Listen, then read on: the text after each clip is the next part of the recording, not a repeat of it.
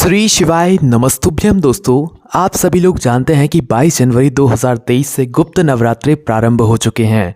दोस्तों, ये वो नवरात्रे होते हैं जो कि गुप्त तरीके से रखे जाते हैं, मतलब इन नवरात्रों का व्रत भी रखा जाता है और इन गुप्त नवरात्रों का फल भी बहुत ही आप लोगों को गुप्त रूप से मिलता है। साथ ही में दोस्तों, भगवान का आशीर्वाद भी आपको बहुत ही गुप्त तरीके से बहुत बड़ा होकर मिलता है।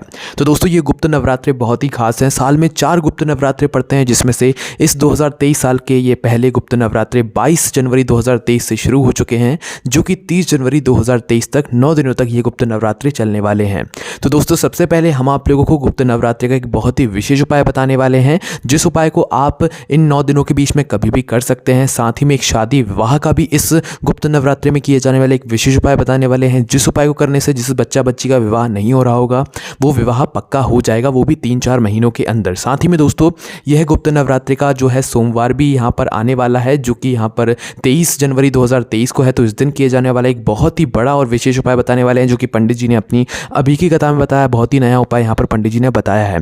तो चलिए दोस्तों, बात करते हैं सबसे पहले गुप्त नवरात्रि के उपायों के बारे में। तो दोस्तों, सबसे पहले अगर आपके घर में कोई ऐसा सदस्य है जिसका मन विचलित रहता है, वो परेशान रहता है, वो उसको घर में हमेशा जो है एक बेचैनी सी होती रहती है, अगर आपके घर में कोई भी ऐसा सदस्य है तो उसके लिए आप यह विशेष उपाय ज़रूर करें। दोस्तों, इस उपाय में आपको करना क्या है कि गुप्त नवरात्रि के किसी भी दिन एक रात्रि को पहले आप लोगों को जो है एक लोटे में जल भरकर रख देना है। ठीक है, जल भरकर आपको जल को जो है पूरी रात रखे रहने देना है इस गुप्त नवरात्रि में किसी भी दिन। ठीक है, रात्रि में एक लोटा जल भर दिया, उस जल को जो है किसी भी अच्छे स्थान पर रख दो पूरी रात के लिए।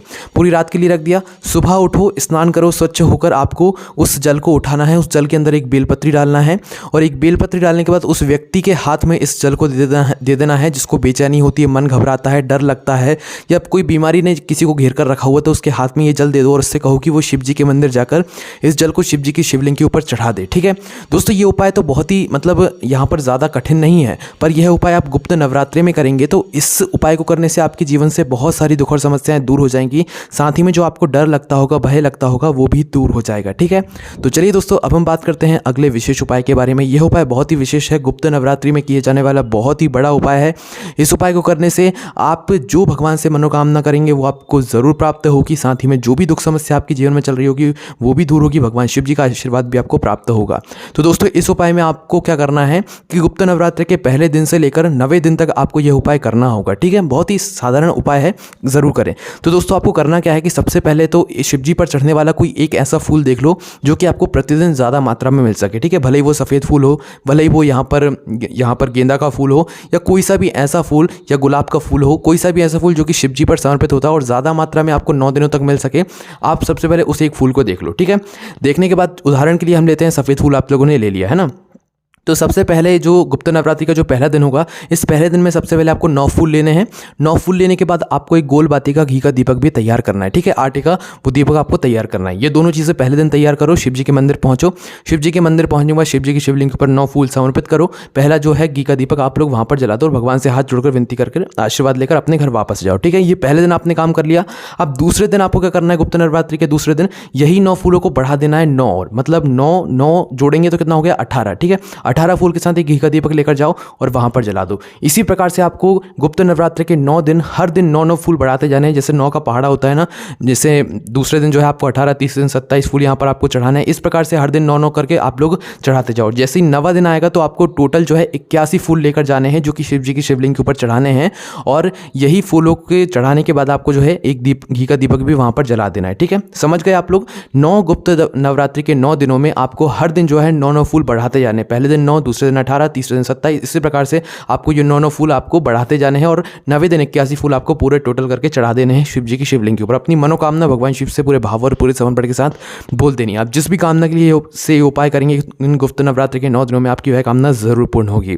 चलिए दोस्तों, अब हम बात करते हैं उस विशेष उपाय के बारे में, जिस विशेष उपाय को करने से इन गुप्त नवरात्रि में जिस बच्चा बच्ची का विवाह नहीं हो रहा होगा, बहुत ज़्यादा परेशान होंगे, कई समय से जो है यहाँ पर कोशिश कर रहे हैं कि आपके बच्चा बच्ची का, लड़का लड़की का विवाह हो जाए, नहीं हो रहा है, तो यह गुप्त नवरात्रि के 5वें दिन आप यह उपाय करें। तो अब आप लोग ये सुन लीजिए कि इन गुप्त नवरात्रों का 5वां दिन कब होगा और कब आपको इस उपाय को करना है। ठीक है, तो दोस्तों 22 जनवरी 2023 से यहाँ पर गुप्त नवरात्रि प्रारंभ हो गई हैं। तो 22 जनवरी, 23 जनवरी, 24 जनवरी, 25 जनवरी और 26 जनवरी। ठीक है, 26 जनवरी को यहाँ पर गुप्त नवरात्रि का 5वां दिन है। साथ ही में दोस्तों इस दिन 26 जनवरी भी है और इसके साथ में दोस्तों यहाँ पर इस दिन वसंत पंचमी भी है। बहुत ही ये विशेष दिन है, इस दिन को आप बिल्कुल भी मत छोड़ना। ठीक है, तो दोस्तों इस दिन आपको यह उपाय करना है। करना क्या है दोस्तों, सबसे पहले काम आपको क्या करना है कि इसी वसंत पंचमी के दिन गुप्त नवरात्रि के 5वें दिन आपको लेना है एक आम का पत्ता। यह उपाय उनको करना है जिनका विवाह नहीं हो पा रहा है। ठीक है, तो आपको लेना है एक आम का पत्ता। उस आम के पत्ते पर आपको 2 स्वस्तिक बनाने। कौन कौन से स्वस्तिक बनाओगे,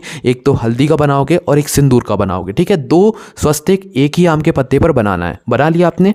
अब दोस्तों जो आपने हल्दी का स्वस्तिक बनाया है उस पर आपको कुमकुम रोली के सिंदूर के जो है चावल रखने हैं। ठीक है, हल्दी वाले स्वस्तिक पर। और जो आपने सिंदूर का स्वस्तिक बनाया है उस पर आपको रखने हैं हल्दी के चावल। अब ये चावल कैसे बनाओगे, थोड़ी सी हल्दी मिला लेना, थोड़े से चावल में हल्दी के चावल बन गए, और थोड़ी सी जो है यहाँ पर कुमकुम रोली मिला लेना, तो वो कुमकुम रोली के चावल बन गए। तो इसी प्रकार से आपको जो है इस प्रकार से इन दोनों स्वस्तिक के ऊपर अलग अलग ये चावल रख देने हैं।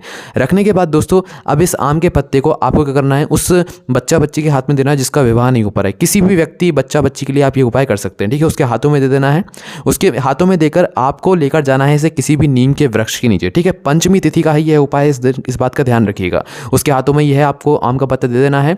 उससे बोलना है कि वो अपना नाम और अपना गोत्र बोलकर इस आम के पत्ते को नीम के वृक्ष के नीचे वहां पर रखकर आ जाए और भगवान से प्रार्थना कर ले कि उनका जो विवाह है वो जल्द से जल्द पक्का हो जाए। ठीक है, 3 से 4 महीने लगेंगे इस उपाय करने के बाद आपका विवाह पक्का हो जाएगा। ठीक है, यह उपाय आप इन गुप्त नवरात्रों में कर सकते हैं। बहुत ही विशेष उपाय है, जरूर करके देखिए। इस उपाय करने में कोई भी समस्या आती है तो कमेंट करके पूछ सकते हैं। ठीक है, चलिए दोस्तों अब हम बात करते हैं उस विशेष उपाय की जो कि आप इस गुप्त नवरात्रि के सोमवार को कर सकते हैं, जो कि 23 जनवरी 2023 को यहाँ पर पड़ने वाला है। तो दोस्तों आपको करना क्या है, पंडित जी ने अभी अभी एक बहुत ही छोटा सा और अच्छा उपाय बताया, बिल्कुल नया उपाय है, जो कि 5 बेलपत्र और 2 लोटे जल का है। ठीक है, इस उपाय को आप अच्छे से समझ लीजिए और इस सोमवार को जरूर कीजिए, विशेष फल की आप यहाँ पर आपको प्राप्ति होगी। तो दोस्तों इस उपाय को जो भी व्यक्ति करेगा उसके जीवन में उसे सुख की, आनंद की अनुभूति होगी। साथ ही में भगवान शिव जी का आशीर्वाद प्राप्त होगा। अपनी मनोकामना के लिए भी आप इस उपाय कर सकते हैं, या आपके जीवन में कोई दुख समस्या चल रही हो तो उसके लिए भी आप ये उपाय कर सकते हैं। तो ध्यान से सुनिए उपाय में आपको करना क्या है। इस उपाय में आपको जरूरत पड़ेगी 5 बेलपत्र की। कितनी? 5 बेलपत्री, है ना। और प्रातःकाल सुबह सुबह आप इस उपाय को करना है ना। 5 बेलपत्री और 2 लोटा जल, मतलब 2 कलश लेने हैं, दोनों कलश में जल भरना है। 2 लोटा जल आपको यह तैयार करना है। ठीक है, अपने घर से ही 5 बेलपत्र को सीधा, मतलब 5 बेलपत्र को सीधा एक साथ जमा लो। जमाने के बाद अपने सीधे हाथ के हथेली में रख लो। रखने के बाद इन्हीं 5 बेलपत्र के ऊपर अपना पहला जल का लोटा रख लो। पहले जल के लोटे के ऊपर दूसरा जल का लोटा रख लो। इस प्रकार से आपको यह मतलब विधि करके इन लोटों को, जल को तैयार करके जो है शिव जी के मंदिर पहुंचना है। ठीक है, अब पहुंचने के बाद आपको करना क्या है कि जैसे ही आप शिव जी के मंदिर पहुंच जाओ, शिव जी के मंदिर पहुंचने के बाद सबसे पहला काम आपका यह रहेगा, जो 5 बेलपत्री अपने साथ रख कर लाए हैं उन कलशों के नीचे उस 5 बेलपत्री को निकालना है और शिव जी की शिवलिंग के ऊपर उल्टा करके चढ़ा देना है, जैसे शिव जी पर समर्पित होती है। आप अपने हाथ में सीधा रख कर लाएंगे, पर शिव जी पर जैसे समर्पित होती है वैसे ही आपको समर्पित कर देना है। ठीक है, 5 बेलपत्र समर्पित करने के बाद जो सबसे ऊपर वाला लोटा होगा जो आप अपने घर से रख कर लाए हैं, उस ऊपर वाले लोटे को उसी 5 बेलपत्र के ऊपर शिव जी की शिवलिंग के ऊपर जल आपको समर्पित कर देना है। ठीक है, समर्पित आपने कर दिया एक धारा से, धीरे धीरे पूरे मन और पूरे भाव से। ठीक है, समर्पित करने के बाद दोस्तों जो दूसरा लोटा जल होगा, इस एक लोटे जल को मतलब आपको यहाँ पर समर्पित नहीं करना है। इस एक लोटे जल को आपको मंदिर से बाहर निकलकर किसी भी बेलपत्री के वृक्ष के नीचे जाकर समर्पित करना है। अगर भले ही वो वृक्ष अगर मंदिर में है बेलपत्री का वृक्ष, तो वहां पर जाकर भी आप दूसरे लोटे जल को समर्पित कर सकते हैं। पर इस बात का ध्यान रखिए कि जो दूसरा लोटा जल होगा वो आपको जो है बेलपत्री के वृक्ष के नीचे समर्पित करके आना और भगवान से विनती करना है कि आपकी जो भी मनोकामना हो, जो भी दुख समस्या चल रही हो, उसका स्मरण करते हुए आपको इस जल को चढ़ा देना। निश्चित ही आपको बहुत ही जल्दी जो है अंतर देखने को मिल जाएगा। आप खुद कहेंगे कि हाँ, ये उपाय बहुत ही कमाल का है, पंडित जी ने बहुत ही अच्छा उपाय यहाँ पर बताया है।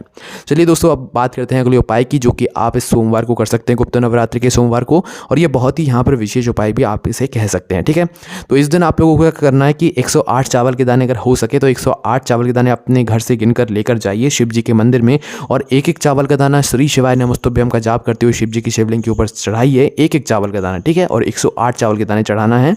चढ़ाने के बाद आप अपनी मनोकामना जो बोलना चाहें भगवान शिव से वो बोलिए। आपकी मनोकामना बहुत ही जल्दी पूरी होगी, क्योंकि दोस्तों सोमवार के दिन, वो भी गुप्त नवरात्रि के सोमवार के दिन 108 चावल के दाने श्री शिवाय नमस्तुभ्यम का जाप करते हुए चढ़ाने का एक अलग ही महत्व होता है, एक अलग ही फल की प्राप्ति यहाँ पर होती है। ठीक है, चलिए दोस्तों, अब अगले उपाय की हम लोग बात करते हैं। अगर आप चाहते हैं कि आपके घर में कभी भी माँ लक्ष्मी की कमी ना हो, धन की कमी ना हो, तो आपको गुप्त नवरात्रि के सोमवार को क्या करना है, शाम के समय प्रदोष काल में आपको यह उपाय करना है।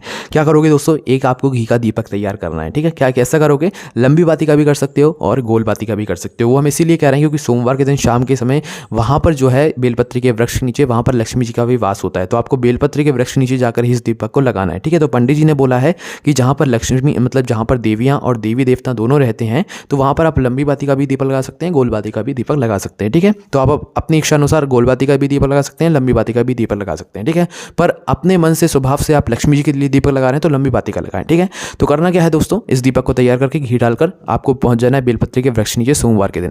वहां पर जाकर इस दीपक को बस जला देना, क्योंकि इस दिन शाम के समय प्रदोष काल में लक्ष्मी माता जो है वहां की बौरी करती है, मतलब वहां की झाड़ू लगाती हैं बेलपत्री के वृक्ष के नीचे। ठीक है, बहुत ही यहाँ पर विशेष यहाँ पर यह उपाय है। इस उपाय करने से आपके घर में माता लक्ष्मी प्रवेश करेंगे, आपके घर में कभी भी धन की कमी नहीं होगी। बहुत ही विशेष उपाय ज़रूर करके देखिए। तो दोस्तों, ये वो सारे उपाय थे और ये वो सारे गुप्त नवरात्रि के उपाय थे जो कि हमने आपको इस वीडियो में बताए हैं। अब इन उपाय करने में आपको कोई भी समस्या आती है तो आप हमसे कमेंट करके पूछ सकते हैं, और यही सब जानकारी आप हमारी वेबसाइट पर जाकर भी पढ़ सकते हैं। ओम नमः शिवाय, जय भोले बाबा, श्री शिवाय, नमस्तुभ्यम।